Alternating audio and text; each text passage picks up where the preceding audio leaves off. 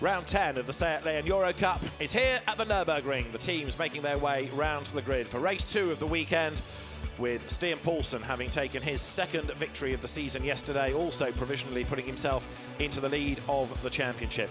He joins Paul Rosell, the reigning champion, and Fran Reda as double victors this year. And yesterday he absolutely dominated the race. It's going to be fascinating now to see from 8th on the grid what progress he can make as we get ready for this second race of the weekend in what has been another very competitive championship.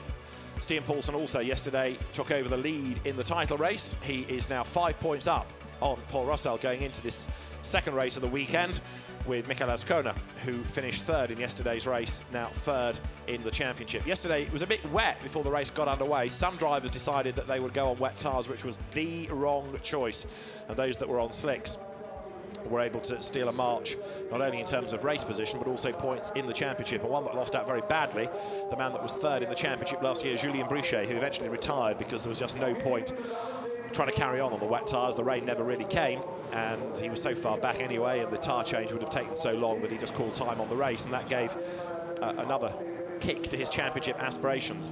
But Stian Poulsen did a great job. He'd already taken 3 points for pole position, and then a further 10 for the race win, moving him ahead of Paul Rosell. The way the championship works is there's one qualifying session, and it's effectively the same grid for both races. However, for race 2, you reverse the top 8 qualifiers, and so for this, therefore, Stian Poulsen will start 8th, and Alex Morgan, the Brit, former Clio Cup runner-up, former Formula Renault racer, he will start on pole position. Alex Morgan raced well yesterday, but actually got involved in an incident that gave him a drive-through penalty. There is the British driver's car on pole, and Alex Morgan will be one to watch, that's for sure, but we'll see what he's able to do from pole position, because he's got some very quick drivers around him. Can he fend them off for the bulk of the race? Alex Morgan, the British driver, switching to Seats away from Renaults for this year, and he's the man on pole position then, with at the front of the grid the Austrian Mario Dablander, who drives for Seat Austria, but an experienced driver is Dablander, because he's driven in GT cars as well as the European Touring Car Championship in its current manifestation. He's raced Seats, he's raced in the VLN, so he knows the Nürburgring. He has raced in one-make Toyota Yaris and Ford Fiesta Championship. So Mario Dablander, an experienced peddler, and went well earlier on in the season, in fact, to score a podium result at the Red Bull Ring on home soil in the first race. Not had a win this year yet, but perhaps this might be his day, starting at the front of the grid.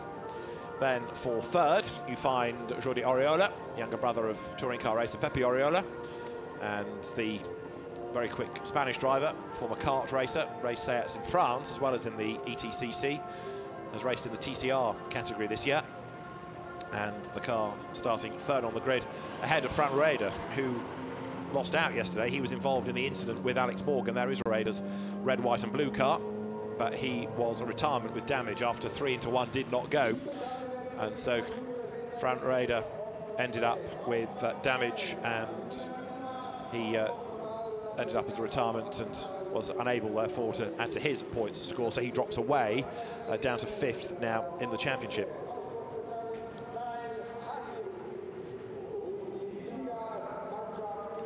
There's Shane Williams, who is the South African hot shoot, former polo racer in this country, so he knows German circuits very well. He's competed in a variety of championships in mainland Europe, largely in Seats, in fact, and largely in Germany. He went well yesterday, second place at one point. We had a big accident, a big tyre barrier attack in the previous support race here, and so the barrier is just being repaired, so there's a small delay to the start by 5 minutes before we can get the race underway. So a chance to carry on looking down the grid, where for 6th is Mauricio Hernandez. Hernandez raced well yesterday, got himself second in the end. He was mugged off the line by Shane Williams, but fought back and took the place. So it was a good recovery for him by the time the cars had finished what was a pretty busy race, all things considered. The race is run to a 40-minute time slot, but 12 laps as the number of laps. It's only time you need to worry about if, for example, there is a safety car, a lengthy safety car period. There is yesterday's winner, Stian Poulsen, who looked very, very strong yesterday. There was just no stopping him. And so Paulson's car lines up 8th on the grid, but he was looking forward when he spoke post-race to OJ Borg in the pit lane for this, in terms of having to work his way through the field, and would enjoy, he said, a good fight today. 9th on the grid is the reigning champion, Paul Rossel. And Paul Rossel was a bit subdued yesterday, both in qualifying and in the race. Didn't really make the progress in the race that we might have anticipated from him. But now lining up 9th, it'll be interesting to see if he can find a bit more speed that's seemingly been lacking for the rest of the weekend. The grid is formed. Everybody present and correct. And there, Lorenzo Beiro de Vega, former British GT racer, if you go back over a decade, in the days of DRM racing Ferrari 360s. And he was given a whack at the first corner yesterday that turned him into a spin. Jürgen Schmal, the 2012 German Mini champion, another Nürburgring 24 and VLN regular. Next on the grid, Julien Brichet. Huge CV that he's got, from Carrera Cup France to racing at Le Mans in LMP2. The French Seat champion he was in 2010, Peugeot 206 champion in 2005, and an experienced driver, Julien Brichet. Andrina Guga, one-time Blancpain racer, because in the first year of the championship, when there was a GT4 class, Andrina raced the Maserati Trofeo in a couple of rounds, but these days concentrates on one-make saloons, and was the winner of the Ladies Award yesterday, won the Coup des Dames. And Andrina Guga, the Swiss lady, ready for business then on the inside of the 7th row. For company there will be Manuel Joao, very experienced former single-seater racer. So the pole position driver ready to go is Alex Morgan. As we take another look up the grid, you see the one-by-one stagger. Great presentation on all of these cars, ultra smart, certainly pre-race, and the level of presentation and professionalism of the teams in equal measure. The Ladies Award has attracted quite a few drivers this year, the likes of Edina Bus, who's come from the Lotus Ladies Cup. There is also Mary Baus-Koppens, former single-seater racer. Lucille Cipriano from the Sirocco R Championship that's now defunct, from Germany. And the series has given some very good racing indeed, with a real spread of winners. It began back at the start of the year at Paul Ricard, where Michael Ascona and Fran Reda were the winners, then to Estoril, the Portuguese circuit, where Paul Rossel and again Fran Reda took the reverse grid victory. At Silverstone, it was Stian Paulson and the guesting Johnny Cocker that were the winners there. Then at the Red Bull Ring, Loris Hezemans, Twan Hezemans' younger son, won the first race, and Paul Rossel the second, and then yesterday Stian Paulson was victorious, and there are still 6 races to go come the end of this, so the championship far from decided yet. But Stian Paulson's result yesterday certainly giving him a very, very good advantage going into this race.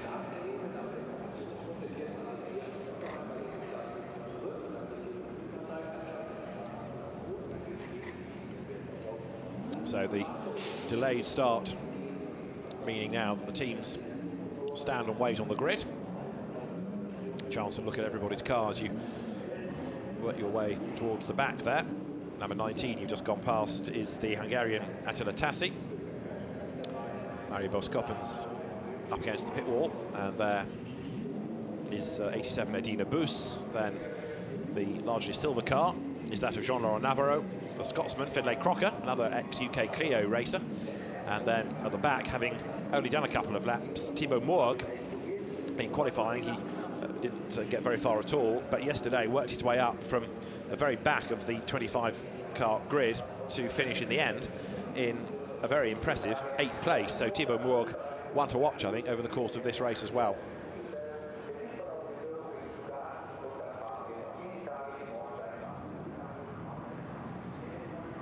So in the spectacular backdrop of the Eiffel Mountains, the Nürburgring Grand Prix circuit gets set for the second race of the weekend for the Seat Leon Eurocup. The Nordschleife was in action yesterday. There it is in the background. Track temperature going up, 21.6 degrees. 13.9 is the actual temperature. It's not the warmest of days, but now the sun has finally broken through. Temperature is going up a little bit at this iRacing.com GT500 weekend at the Nürburgring. So it's the barrier damage that has delayed the start. The cars on the grid in readiness.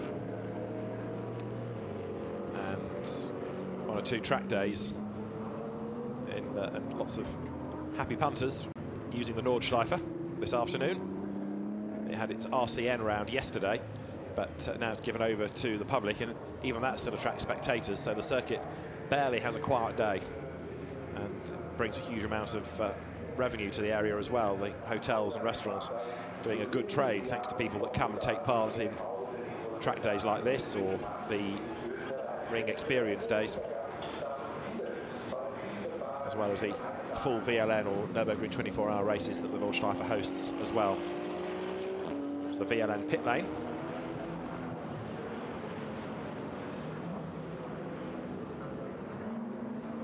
Look across from there, and there's the last corner on the Grand Prix circuit. Of course, the two linked together for the purposes of the 24 hours. That gravel bed is swept away, some of it is, and you've got that link road that puts you back onto the Grand Prix track. So the SEAT grid bides its time, and Fran Reda, one to watch when we get to the start of this race. Is the pole position car of Alex Morgan, who needs to make a good start, try and fend off everybody on the first few corners on the run round the Mercedes arena.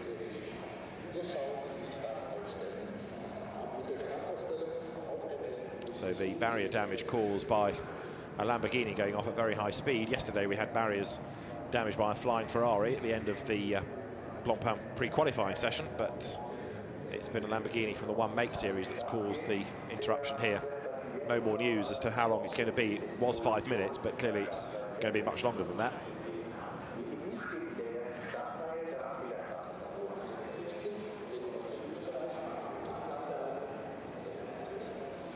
All the cars in this championship the same, built for the series itself, proper race-bred Seat Leon, 2-litre turbocharged TSI engines, 330 horsepower, 4-cylinder engines, are all front-wheel drive. They've all got 6-speed gearboxes, and they all weigh in at 1150 kilos, so proper little touring cars. And you can understand why it attracts the drivers that it does, because they all want to try and forge a career in perhaps the World Touring Car Championship. SEAT has been a huge supporter of the sport over the years. It's come in and out of circuit racing, it's come in and out of rallying, but whenever it's been in, it's done it properly. And the Spanish Run Series has yet again attracted a good field of drivers, good calendar, good spread of venues and dates, and set to go from strength to strength next season.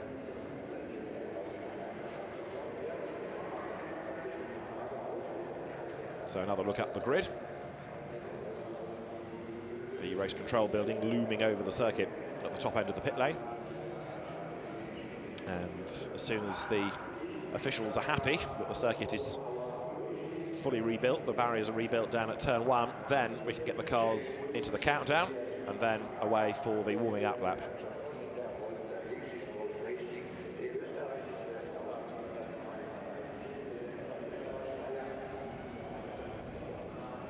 Of the drivers to watch, certainly working his way through, Stian Paulsen's going to be a man on a mission. Shane Williams yesterday started well, but then sort of lost pace a little bit towards the end, but he could be one to keep an eye to. And Mario Dablander from the front of the grid, along with Alex Morgan, another potential victor, I would have thought. So it has the makings of being a pretty open race, this.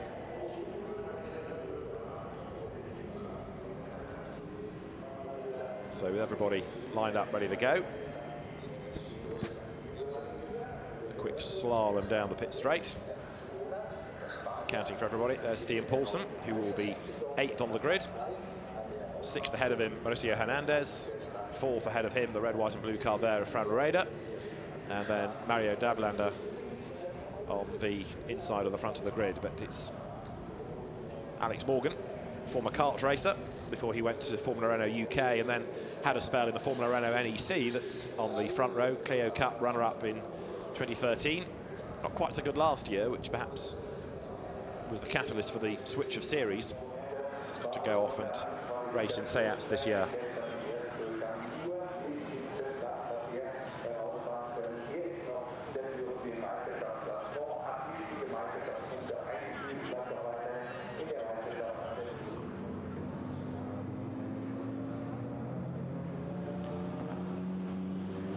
So the grid ready for business, but we have the 3-minute board just being given to the drivers, so the countdown is underway, and we are almost then in business. The 3-minute board is now shown, so quickly into race action then now.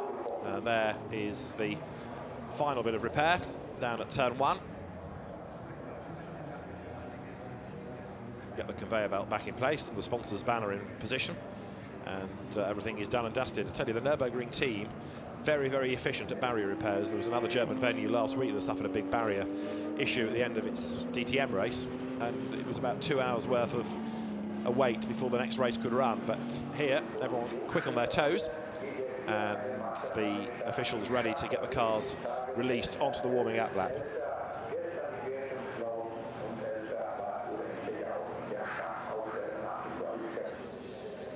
Alex Morgan on pole position. Wants to get on with this.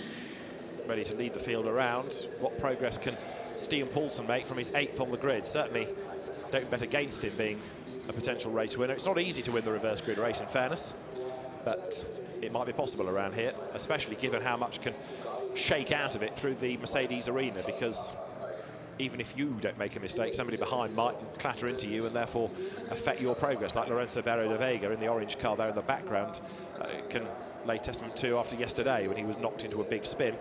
Yesterday's results, Stian Poulsen was the winner, Mauricio Hernandez second, Mikel Azcona was third, Shane Williams got 4th in the end, 5th was Mario Dablander, Jordi Oriola took 6th, Paul Rossell still a bit subdued, 7th. From the back of the grid to 8th was Thibaut Mourgue, 9th Andrina Guga, who was therefore the winner of the Coupe des Dames, and only 10th Manuel Joao. We lost yesterday Julien Brichet after his tyre issue, and Fran Rueda, who was involved in an incident with Alex Morgan and also Mikel Azcona, and the damage did for him, so he was a retirement. Also yesterday, Pierre-Etienne Chemin was given a pit lane start because they were working on the car when they shouldn't on the grid, and then they worked on it in the fast lane in the pits that they shouldn't, so you've got to drive through for that. In the end, he still finished in 19th of the 23 that got to the end. So race 2 for the Seat Leon Eurocup finally looks like it could be underway imminently. The grid is now pretty much cleared. The engineers make their way back through the hole in the wall in the pit lane, and the cars will be released in a moment.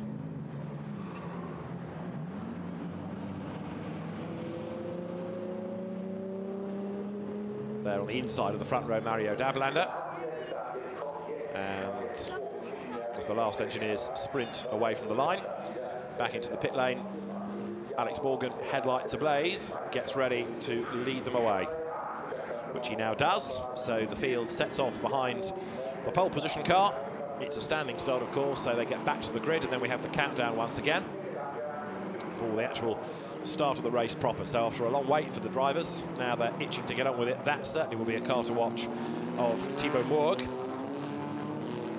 as he makes his way down now towards the first corner at the back of the pack. Another graduate of Peugeot one-make series, it's Thibaut Mourgue.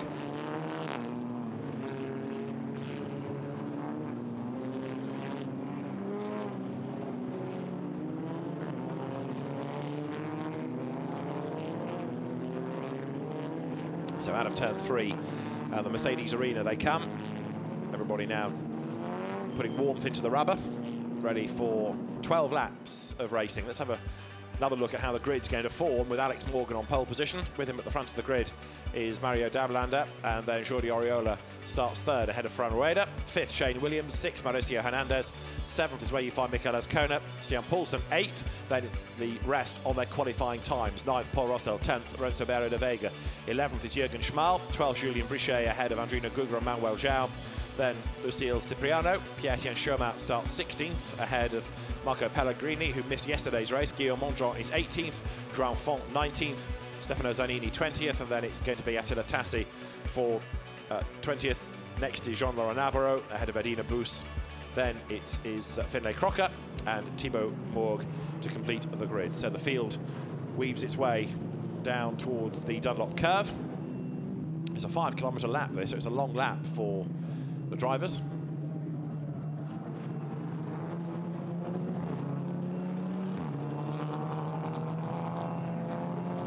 And and out of the Dunlop curve, the climb uphill into the Schumacher S, the quicker of the S sequences really, because it's relatively gentle but also very low flat curves, so you can use those curves a lot more than you can at other parts of the circuit perhaps. And Alex Morgan leads the field through, ready to take up his position at the front of the grid, ready for 12 laps of action. Yesterday's race took round about 26 minutes, so given that that was without a safety car, that's what you need to be expecting come this 10th round of the championship. The Nürburgring Grand Prix circuit with different versions of the chicane as well, incidentally. So there's the so-called motorbike version that's used for, as its name says, bikes, plus also historic race cars.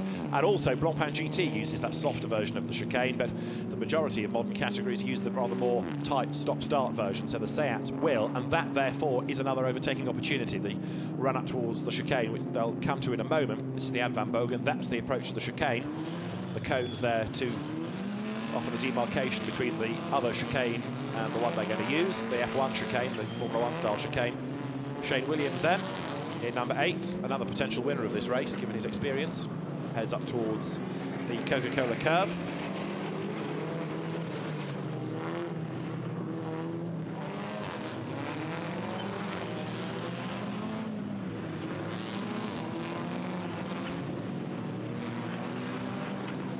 There is Joan Font, who was in strife a bit yesterday, had an early pit stop in the Monolag competition car, so he dropped down to 20th place in the end. But the pole position then, Alex Morgan makes his way in the Vaporo Motorsport car up to pole position.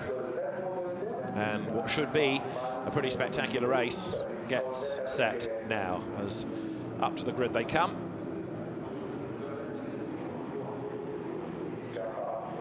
Into place comes the third on the grid there, Jordi Oriola. Shane Williams will slot into place behind him. There on the other side of the grid is Mario Dablander. Behind him is Fran Rueda, and then Mauricio Hernandez, the Costa Rican teenager, lining up 6th on the grid. The last few cars are still trickling into place, as you can see at the very back there. And as soon as Thibaut Mourgue is in place, then we should be good to go.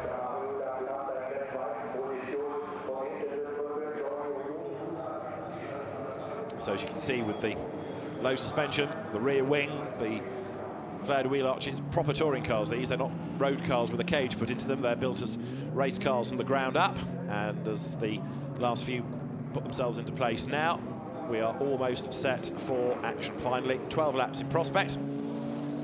Finlay Crocker is just forming into place on the outside of the grid. Thibaut Mourgue on the inside in number 5. He's the last man in place. The green flag is shown at the back. The 5-second board has been displayed. The lights will go red. Lights out now to get the race underway, with a good start being made from rows 3 and 4 rather than from the front really. But Alex Morgan still converts pole into the race lead. A little bit sluggish away was Mario Dablander, and so Fran Rueda tries to come up on the outside of him. A very brave effort being made up on the inside there though. Look as they dive down towards turn 1. Michael Ascona trying to gain ground as they work their way through for the first time, but Morgan it is who leads the way. Dablander's second, but only just, with Fran Rueda right up alongside him as the cars now turn their way down towards turn 3. Rueda has got away nicely. Shane Williams up the inside to go 4th there, forcing out Jordi Oriola on the outside line. Ascona is 6th. 7th looks like being Paul Rossell in the blue and white car. It is, as they head off downhill for the first time. And you've also got Mauricio Hernandez trying to gain back track position because he's lost out a little bit over the first few corners. Stian Poulsen likewise keeping out of trouble, but surprisingly they've all got round the first few corners without major drama. Paul Rossell around the outside of Shane Williams, runs way up onto the curb, but it's not been the crash fest it might have been anticipated to be on the first few corners, despite evenly matched cars all going for the same bit of road. Downhill for the first time. A challenge is made on the inside line there against Paul Rossell. Is he going to be able to hang on to his place? No, there is contact, and off into the barriers is fired the erstwhile championship leader. Paul Rossell, with a little nudge, suddenly spears off left. Into the barrier he goes. And Paul Rossell potentially out of the race. We'll see how much damage that's done, not just to bodywork, but suspension as well. Also need a replay to see who it was that fired him off. But there, Stian Poulsen goes up on the inside of Michael Ascona, runs out wide. Yesterday's winner, 1 up and 1 down. gained the place, lost the place. Stian Poulsen then loses out, but the race leaders in the meantime work their way up towards the Ad van Bogen for the first time. And Paul Rossel, who was involved in that little scrap going into the Dunlop curve, very definitely lost out. The two cars rubbing on the exit, and he was the one that got spat off into the barrier.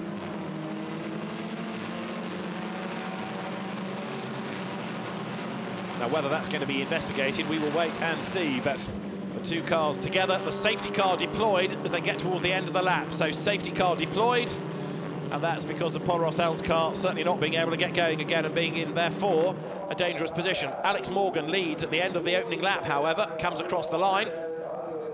Everybody now slows down behind him. There is Paul Rossel's car, which hopefully won't take too long to move. And then the officials might just need to knock the tyre barriers into place again. But Rossel, he's okay. He's out of the car. He's out of the race. But decidedly nonplussed, I would have thought about that. So he came here as the championship leader, but he will leave with no points scored in this race.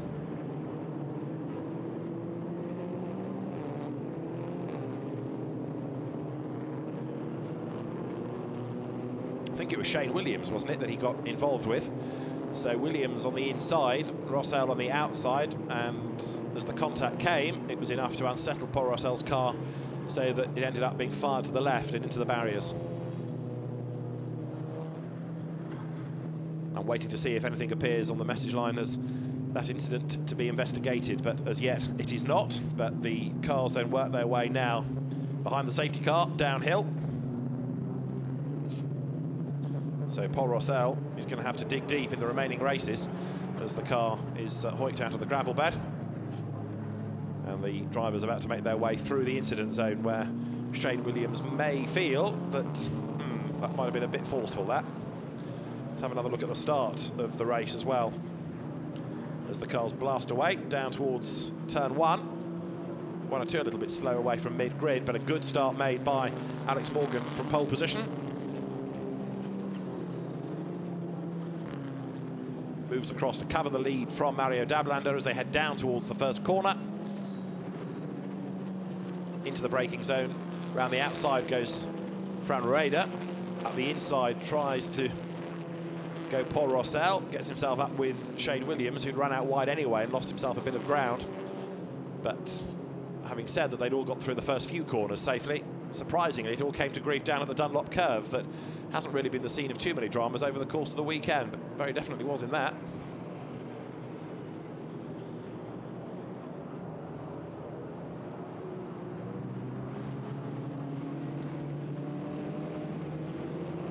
So up towards the end of the lap comes the safety car. All of these laps counting within the 40 minutes. So rather looks as though it's going to be another lap at least behind the safety car. Of course, it is a long lap, so it means that work can be done, admittedly eating into the time allowed, but you don't lose that many laps because they're long ones anyway. But Alex Morgan leads Mario Dablander. In third place, it is Fran Rueda. In fourth is Jordi Oriola. Shane Williams is fifth. Michael Azcona is sixth. Seventh is Stian Poulsen. Eighth, Mauricio Hernandez. Ninth, Lorenzo Vieira da Vega. In 10th place, now Lucille Cipriano leading the Coup des Dames. 11th is Julien Brichet. In 12th place, Manuel Joao. 13th, currently, is the former Mini champion Jürgen Schmal. In 14th is the Italian driver Marco Pellegrini. 15th is where you find Attila Tassi. 16th at the moment, Pierre-Etienne Chomat. In 17th place, Guillaume Mondron. 18th is Andrina Guga, a long way back. She's lost out on the first half lap or so. In 19th place, it is Stefano Zanini. 20th from the back of the grid, another good charge, Thibaut Mourgue. In 21st place now, there is Joan Font ahead of Finlay Crocker in 22nd. 23rd, Marie Baus-Koppens. 24th, Edina Bus. 25th, Jean-Laurent Navarro. And out of the race, as we've seen, is Paul Rossel. So the cars now working their way down towards the Dunlop curve once more. The recovery operation is continuing, but is nearly done as far as the car of Paul Rossel is concerned. So that hopefully means that we can get back to racing pretty soon.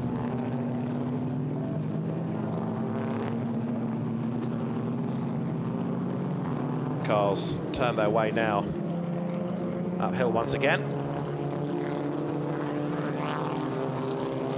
And as they do so, Alex Morgan has controlled a standing start. Now he's got to control the restart.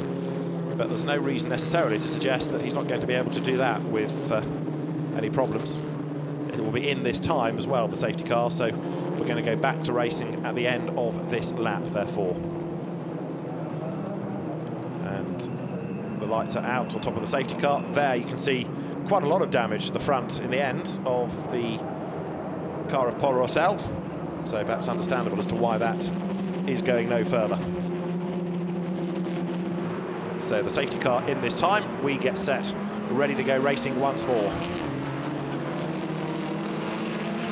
Up towards the exit of the corner they come, out of the chicane, and so now race 2 for the Seat Leon Eurocup is back in business. At the end of lap number 3 then, we go racing once more, and Alex Morgan has made a pretty good restart, and not only that, but 1 or 2 behind a bit tardy, because have a look at the gaps as they come over the line. Morgan's 7/10 up on Dablander, who's over a second up on Fran Rueda. So some of them not really concentrating, it seems, on that restart. Morgan's got away nicely. Down they head towards turn 1. Into the Mercedes arena then to start lap 4 of the 12. Julien Brichet there making a move up on the inside and gaining a place. Others behind run out wide. Amongst them Manuel Joao, but Joao fights back and gets himself up the inside of Jürgen Schmal there as they work their way out of turn 2. So Manuel Joao in the early 90s, a very, very rapid single-seater front runner in Europe. Now content to do one-make touring car races and in a hurry to get up the order. So the top 2 getting away. Alex Morgan, the British race leader, ahead at the moment of Mario Dablander. In 3rd place, Fran Rueda. Sorry, in 4th place now, Fran Rueda, because Jordi Oriola has got up and passed him, hasn't he? So we've had the reversal for 3rd and 4th spots then, and it means that Oriola sets off in pursuit of the 2 ahead of him. Down the hill they come. The green car is that of Oriola. He brakes for the Dunlop curve. He turns his way through the right-hander. Fran Rueda behind, falling back a little bit, perhaps into the clutches now of Shane Williams, and Stian Paulsen quicker than anybody in the race in the first sector. So yesterday's winner 7th in the white car, not yet looking as though he's close enough to make up further ground, but won't be long, I suspect, before he is a little bit nearer and can then think about pushing for position. Towards the Bilstein curve they come, lap number 4 of 12 in this second race of the weekend for the Seat Leon Eurocup. Another great little battle going on there. 3 of them together as they work their way in midfield up towards the Ad Van Bogen. But the race leader, Alex Morgan, aiming to build that lead. He was pulling away before we had the safety car. Haven't had much racing, admittedly, done on that first lap, but he was getting away slightly from Mario Dablander. But Dablander tries to stay with him and is fractionally quicker in the middle sector and in the first sector on this restart lap. So the gap between them when we got the race back underway was 7/10 of a second. They're about to make their way now up out of the final corner, up towards the timing line, and as they do so and head past the pits now, the leading car, number 22, is Alex Morgan by only half a second. Dablander is going with him. 3rd, a further 1.5 back is Jordi Oriola. In 4th place, Fran Rueda. 5th, Shane Williams. 6th, Mikel Azcona. This for 3rd is Rueda fighting back up the inside of Oriola. They're both going to run wide. Nobody behind takes advantage because they went wide as well. Oriola is still 3rd, and Rueda, even though he got up level with him, can't find a way by. So those 2 delay one another. Shane Williams is 5th, Mikel Azcona is 6th. Look as they drop down towards turn 3, but still Oriola fends them off. Shane Williams in the pseudo-South African colours there is closing on them all the while. The South African driver has got Mikel Azcona with him though for company. They work their way through turns 5 and 6 now. Williams defends, Azcona is behind, and then Stian Paulsen, look at the white car, 7th, almost with them now. Paulsen looking very rapid indeed. He did the best lap of the race last time, in fact, and Azcona is on the back of Shane Williams, heading down to the Dunlop curve. Can he find a way all the way around on the outside? Wide in, tight out, could be the answer, but Paulsen dives up the inside of Azcona instead. Azcona can't duck up the inside because there, level with him, is Stian Paulsen, but he puts himself in jeopardy in a sense because Paulsen's on the outside for the next corner and he gets run up wide onto the curb.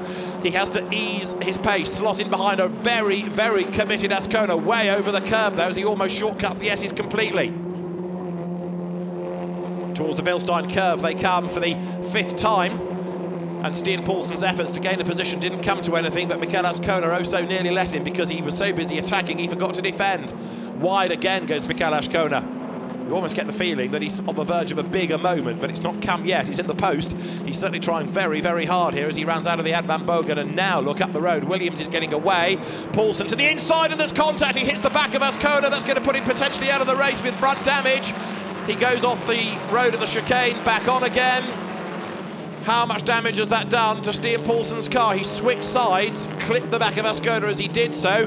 He's actually stayed ahead of him. You can see the damage to both of them, but it doesn't seem to have punctured the tyre. It doesn't seem to have done anything to the suspension, so it's purely bodywork. They've both got away with it. Ascona being warned about the track limits. Well, he's now got bodywork hanging off the back. There's front damage to Stian Poulsen's car. Ascona gets the place back heading into turn 1. Probably, in fairness to Stian Poulsen, he may have even let him go, because see that there was contact and he went off the road at the chicane. Probably better to give the place back rather than get a penalty. Here he goes. He suddenly switches sides just as Ascona starts to brake, so he clips the back of him, and Ascona ends up with rear damage. But Stian Poulsen's lost a big chunk of bodywork at the front, but then has to take to the escape road and got the position by doing so. So he's given it back. He's now got Ascona back ahead of him, and he can try and make that move all over again. It's also brought into the mix Mauricio Hernandez. He's caught up with them now in 8th spot. 9th Lorenzo Beiro de Vega in the orange car there. And a change for 10th imminent. Julien Brichet versus Lucille Cipriano. And around the outside goes Julien Brichet to secure the place.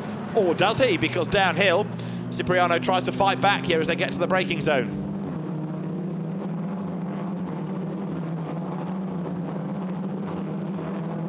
Lucille Cipriano does go back through on the inside, so a very good bit of driving that to go ahead of a much more experienced driver. Lucille has come from the Sirocco R Cup, which isn't just about racing, it's all about driver tuition and coaching on and off track, so those lessons being put to good use. And Stian Poulsen, I think, has got enough damage now. It's under investigation, that incident, and he's starting to fall back through the pack. Look, he's just lost out to Mauricio Hernandez, so even if it's not a puncture, would appear that something is not quite right. It may have bent the suspension a little bit in that, and so he's got an evil handling car, but can he carry on and gain points for some position out of this?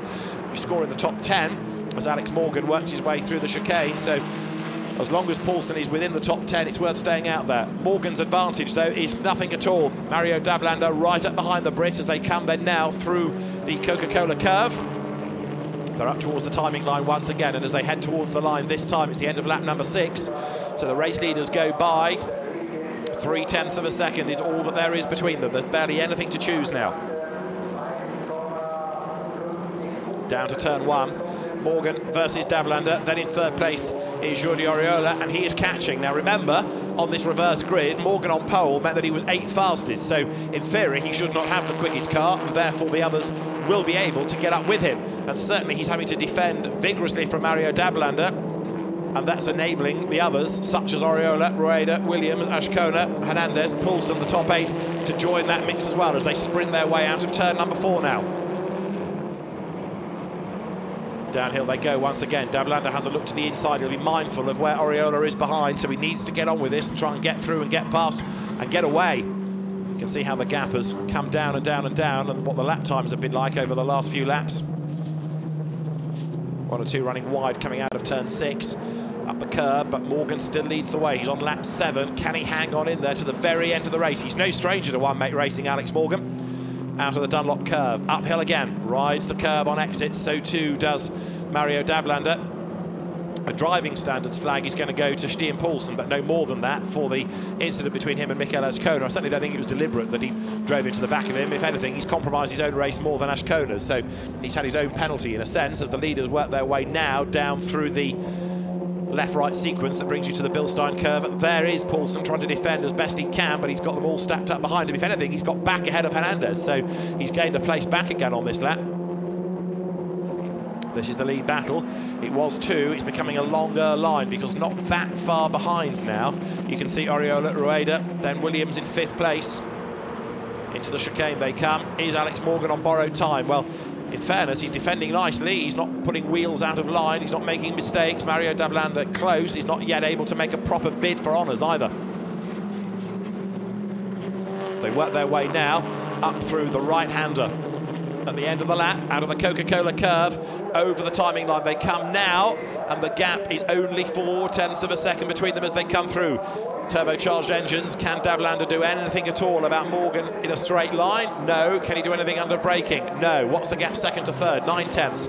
Oriola lapping quicker than the two ahead. So third and fourth, Oriola and Rueda closing up. Fifth and sixth are together. Shane Williams and Michael Ashkona. Now those two have got themselves together for a battle as well. Shane Williams defending. Michael Ashkona's battle-scarred car on the outside of him as they work their way out of turn 3. And this is the run now, once again, down towards the left-right sequence at turns 5 and 6. Drivers busy all the time here. Ashkona can't find a way through. Shane Williams defending well, almost ran out of road. Ashkona given a chance on the outside, but it's the longer line, so it's the slower line. So he's got to tuck back in behind again as they head downhill. But now he's got level pretty much for the outside line to the Dunlop curve. It's here that Shane Williams and Paul Rossell came to grief. Ashkona is ahead, but then the longer line's going to tell against him. Back through on the inside goes Shane Williams as they work their way round the Dunlop curve for the 8th time. Williams up the curb then now, trying to level with him is Ashkona, but it's going to be the outside. Can't do it surely? No, has to give way, slot back in behind. Shane Williams uses lots and lots of curb as they flick through the S, and now Ashkona does get the run up the hill, but again, the inside line is covered by Shane Williams, so the quicker car of Ashkona forced to the outside and he can't do it.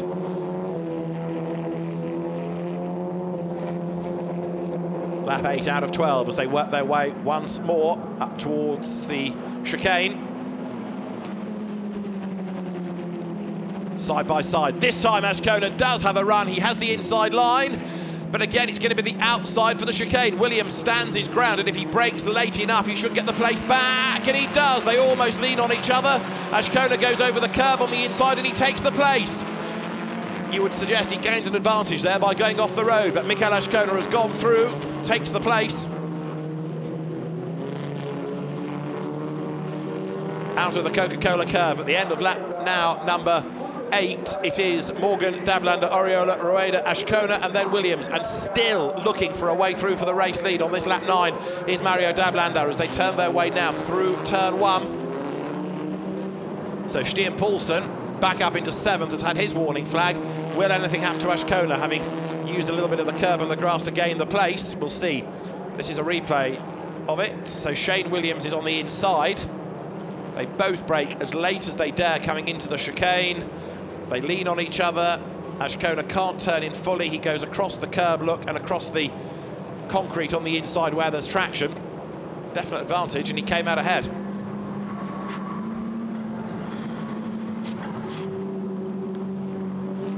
So Michael Ashkona ahead of Shane Williams as they drop down the hill again out of turn 6. Ashkona, who used to race in the Clio Eurocup, was the runner-up in the Renault Clio Eurocup last year, switching to Seats for this season. And the Spanish driver has been very, very rapid indeed. He works his way uphill, but Alex Morgan is still leading the way. We're on lap 9 out of the 12. We've had one British winner in Johnny Cocker this year, but we haven't had Alex Morgan with a win. So what can he squeeze out of this race?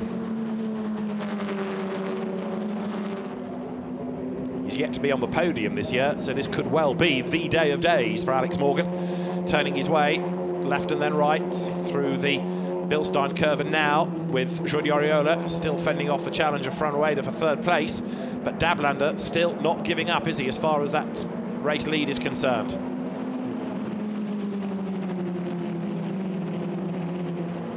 Again, they power their way uphill into the braking zone for the chicane, and Michael Ashkona being told he must give back the position. So by having overtaken by going off the road, the race director agrees that an advantage was gained, and so Ashkona being told he's got to give the place back to Shane Williams now. And he comes out of the chicane. What he doesn't want to do is risk anybody else getting up and past him, but the indication is on the timing screen, so it's up to the team somehow to tell the driver that he's got to let Williams back past. The race leaders go through. They start lap 10 with Alex Morgan ahead by 1/5 of a second. Surprisingly, Oriola has never quite got close enough to really mount a proper bid for that 2nd place. Dablander again is stuck behind Morgan, but Alex's defence is very good indeed here. Ashkona goes wide. Does that allow Shane Williams back ahead? No, it doesn't. Still they battle for position. And the race lead fight is well and truly joined now, because you can see Mario Dablander is looking ever more committed to this as he tries to find a way past Alex Morgan up the road ahead of him. Down they come. Dablander on the back of Morgan, turning their way through the left-right sequence at turns 5 and 6. The Austrian then sets off downhill in very vigorous pursuit of the race leader. And what's going on for third? Rueda versus Oriola. They've been trading places. Who's it going to be still? It's Oriola, but Rueda still chasing hard. Down to the Dunlop curve. Lap 10, 2 to run at the end of this.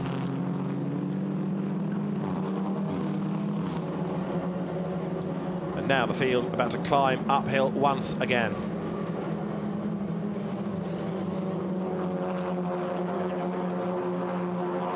Battles on lower down the order still.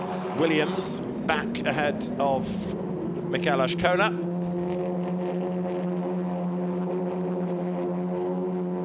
But Mario Dablander in second spot, frustrated still that he can't find a way past Alex Morgan. And Jordi Oriola's pace mysterious because it was good enough earlier to chip away by a few tenths to get close-ish to the top two, but then he's plateaued. And even though they've held each other up ahead by battling, he's never been able to really buy into that scrap. About to complete 10 laps then as the cars turn their way now out of the chicane, up towards the Coca-Cola curve.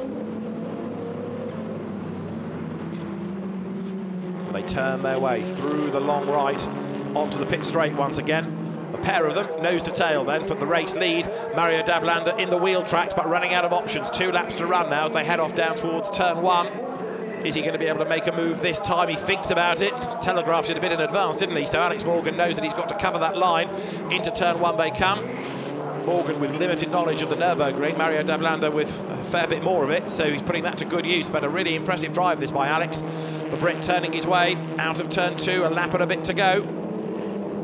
Downhill they run once again into turn 3. Alex Morgan takes a tight line through the left-hander, determined not to give Mario Dablander any chance at all at getting back at him.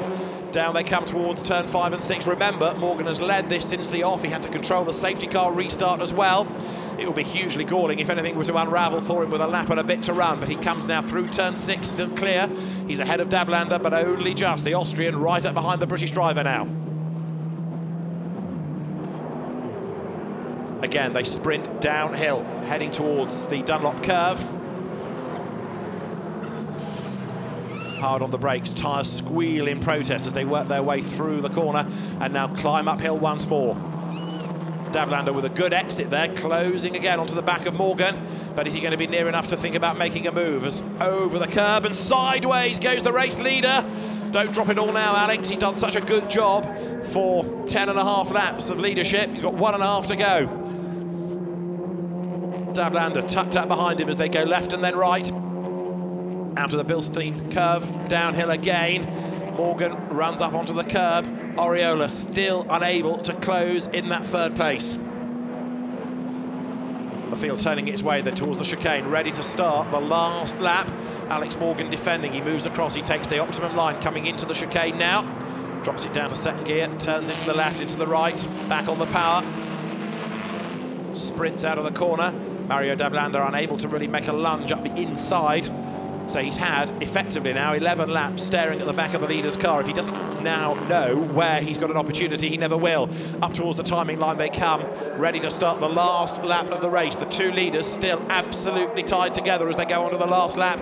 0.254 of a second covered them. 1.2 seconds covered the top 3.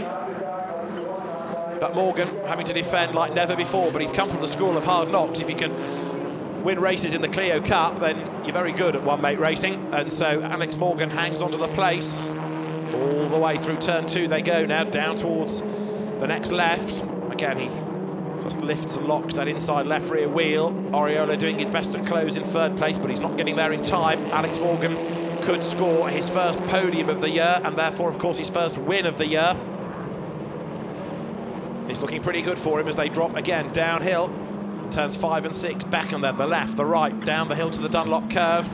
And Morgan not able to get away from Mario Dablander, but what a defence this has been. Race long, he's had the pressure to worry about, but he's never cracked under it. It's been a tremendous effort, and as the cars head downhill once again, there's a yellow flag in the first sector. It won't affect the race leaders, they're ahead of it all. Round the Dunlop curve, uphill they climb now, and Dablander running out of options, really.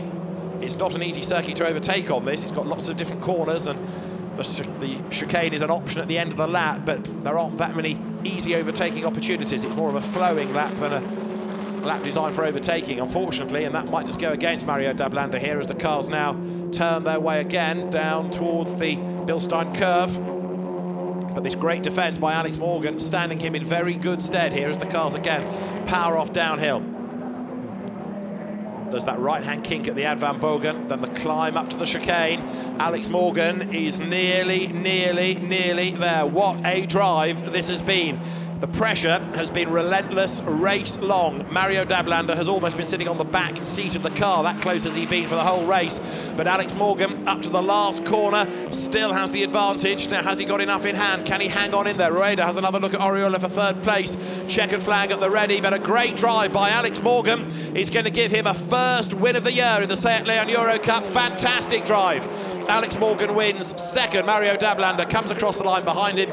In third is Jordi Oriola, fourth Fran Rueda, and fifth just Shane Williams ahead of Michael Ascona for sixth, seventh Mauricio Hernandez, eighth goes the way of Lorenzo Barra de Vega, and something has befallen Stian Poulsen on the last lap. It was him that has caused the yellow flag, and he has stopped coming out of the Mercedes arena at turn 4. So Stian Poulsen, who was up in that top 8, doesn't get to the end. Now, is it mechanical or has he had an off? We don't yet know. Well, that's an off, all right, isn't it? Because he's up against the barriers. Next question, did he get there on his own or did he have any assistance? Well, Stian Poulsen very definitely out of the race. And so yesterday's winner ends up with a retirement to his name, as indeed does the man he'd just taken the lead of the championship from, Paul Russell. So a race of different fortunes for different people, but Alex Morgan comes out on top. Fantastic job done. And he takes race honours in the end by 0.239 of a second, but relentless pressure on Alex Morgan, did not crack under it. Great job done. Alex Morgan the winner from Mario Dablanda, third Jordi Oriola, and then in fourth place Fran Rueda ahead of Shane Williams and Michael Ascona.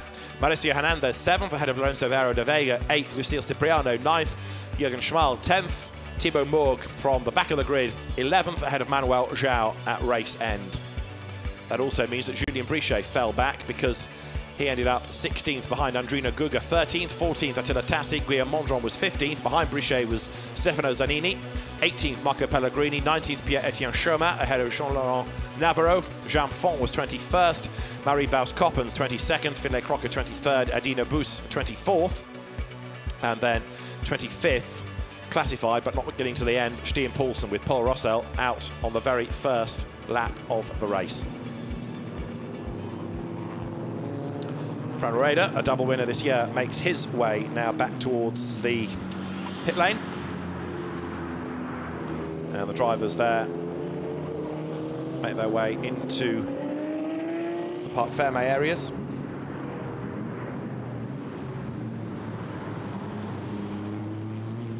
And so the winning driver, Alex Morgan, will in a few moments make his way up to the podium. We'll hear from the race winner, I'm sure, in a few moments, and then he'll be encouraged by the race officials up towards the podium area.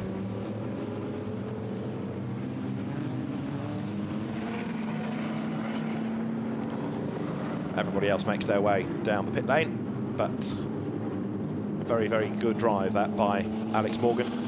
Didn't put a wheel wrong, despite all of that pressure, and a superb result after a difficult season.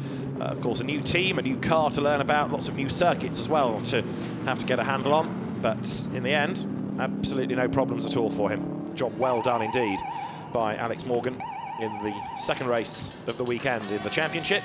Big cheer as the drivers arrive in the Parc Fermé area.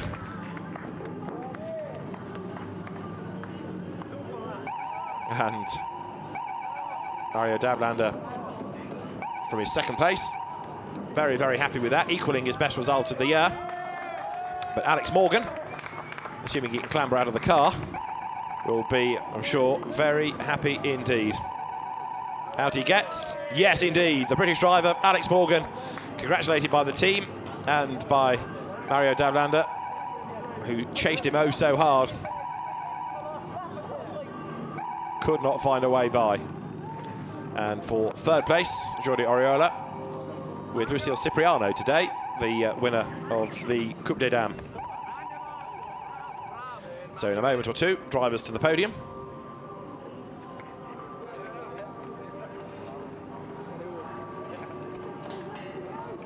And everybody embracing one another.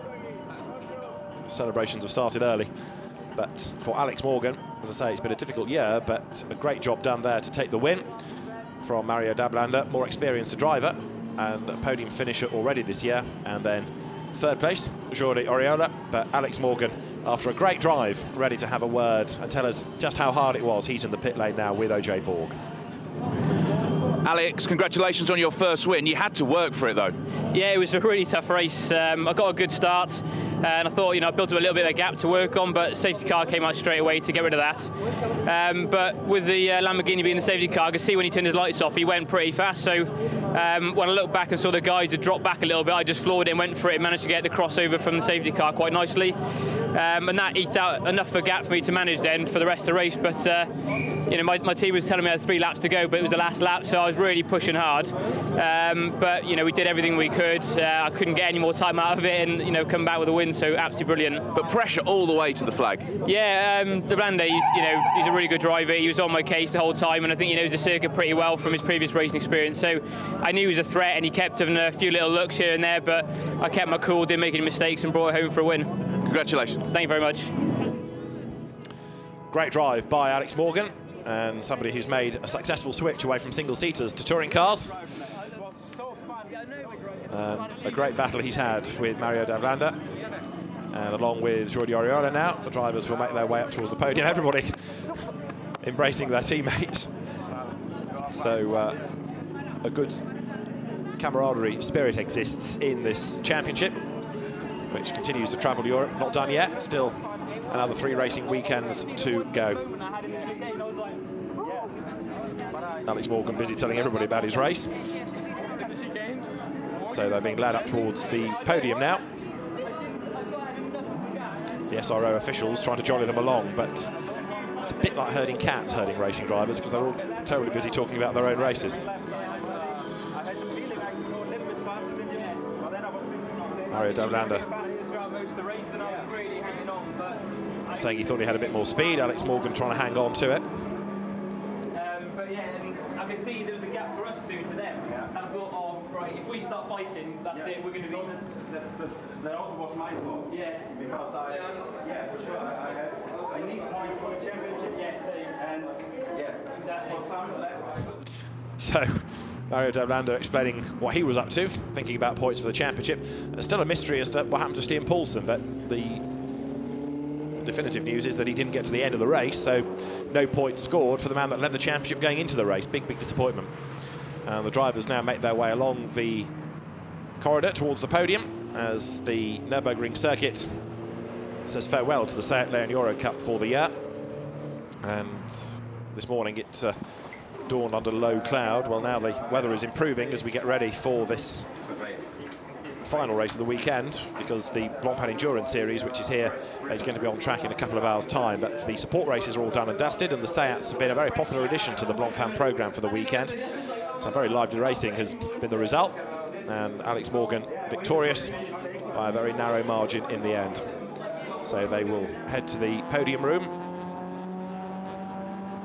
The drivers then will be brought forward, along with Lucille Cipriano as the winner of the ladies' class.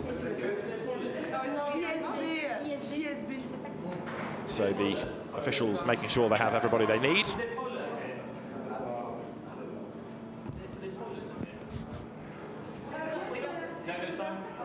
Alex Morgan needs a pit stop before he needs a podium, but hang on to it, Alex. And so very swiftly the officials are ready with the podium. And so now the drivers will be announced in the top 3 order, with Jordi Oriola, the 3rd place driver, 2nd Mario Dablander, and Alex Morgan is the race winner.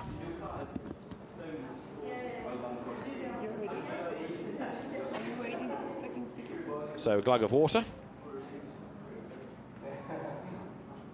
The timing pages in the background have been reset in advance of the next race, which means they can't all stare at their lap times and the gap they had over the opposition for a change.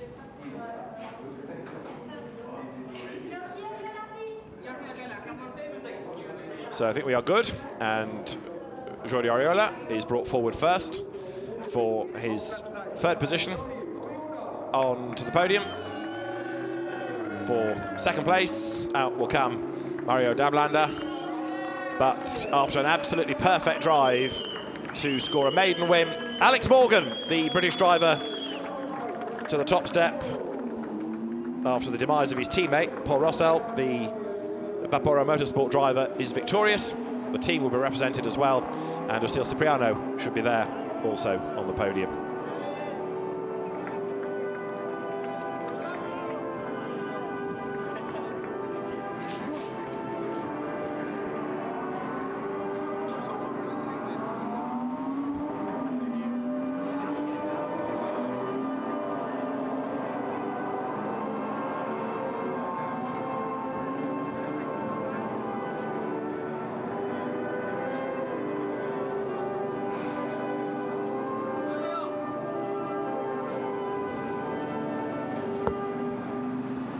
For Alex Morgan then, the national anthem is played, and a big moment, scoring not only your first win in a championship, but also on foreign soil. Not a circuit he knows anything like, as well as the man he's defeated, Mario Dablanda, who's done many a mile around here in his racing career.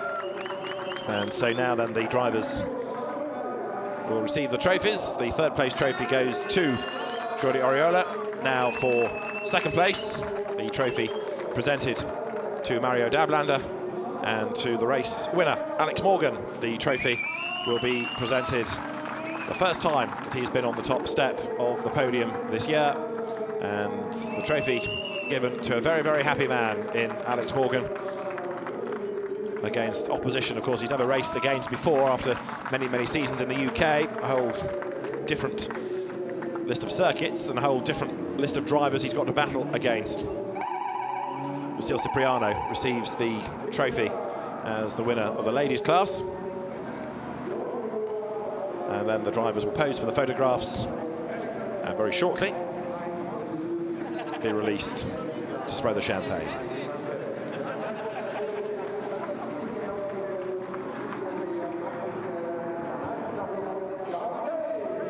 The champagne is now ready for them, and the celebrations begin here at the Nürburgring at the end of not only a very good drive by Alex Morgan, but a very lively race in the Seat Leon Eurocup. Two different winners again over the weekend, Stian Poulsen and Alex Morgan, the two race victors. And the Seat Championship will go from strength to strength, no doubt, with big grids, very, very good racing, and it'll be another excellent season next year. But this year, far from finished. The championship still in a very topsy-turvy state, as nobody really is able to gain an advantage within the championship.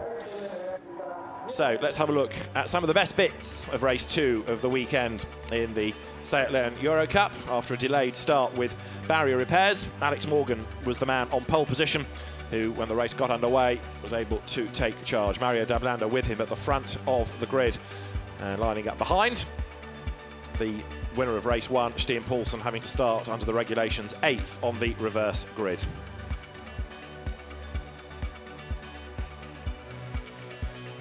When the race got underway, Morgan it was that sprinted clear down towards the first corner. Everybody else filing in behind him, and as they wriggle their way round the Mercedes arena for the first time, Fran Rueda made a bid on the outside in the red, white and blue car, ran out of road and lost a place. Worse was to come, though, for Paul Rossell down at the bottom of the hill at the Dunlop curve. The reigning champion, the championship leader coming into the weekend, was busy battling with Shane Williams, but unfortunately there was contact between the two of them. But as the leaders had powered their way through the Mercedes arena for the first time, Williams was on a move up the inside to get up past Jordi Ariola, who eventually would fight his way back through.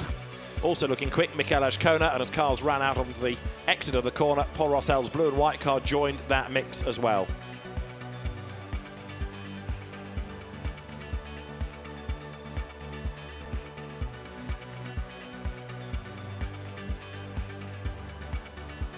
But the incident that sorted out Paul Rossell was at the bottom of the hill. He and Shane Williams ran together all the way out of turn 6 down to the braking zone. On the inside was Williams, on the outside was Rossell.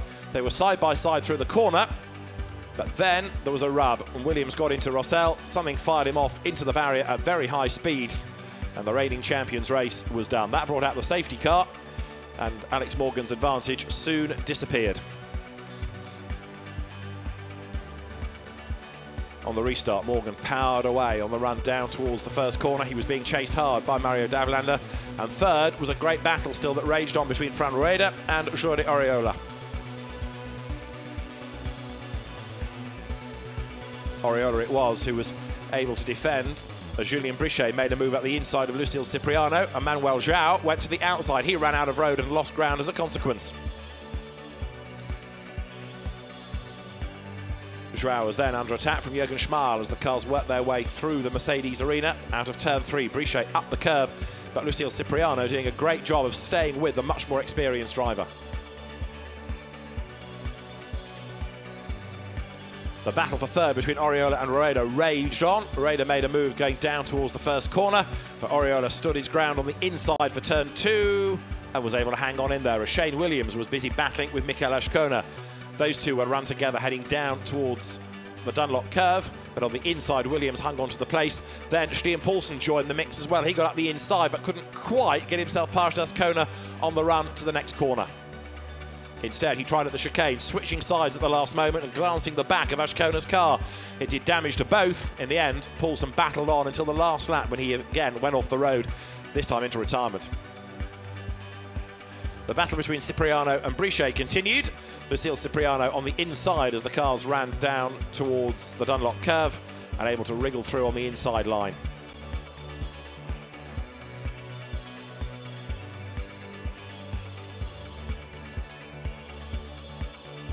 The other fight for position was between Ashkona and Shane Williams.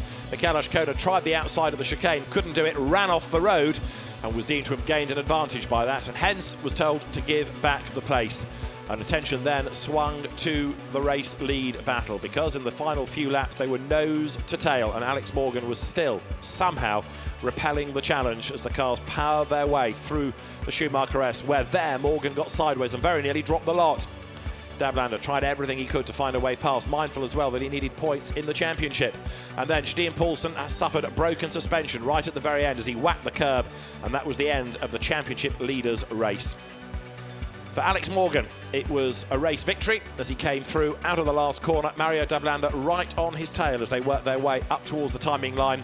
But Davlander unable to do anything about Morgan, who came through for a first victory of the season. He'd never even been on the podium before, so what a way it was to score that first podium finish with a race victory. A great job done by Alexander Morgan. And the former single-seater turned one-make saloon expert celebrates a maiden win in the Seat Leon Eurocup. Great drama we've had here this weekend from OJ Borg in the pits and David Anderson trackside. For now, it's goodbye from a sunny Nürburgring.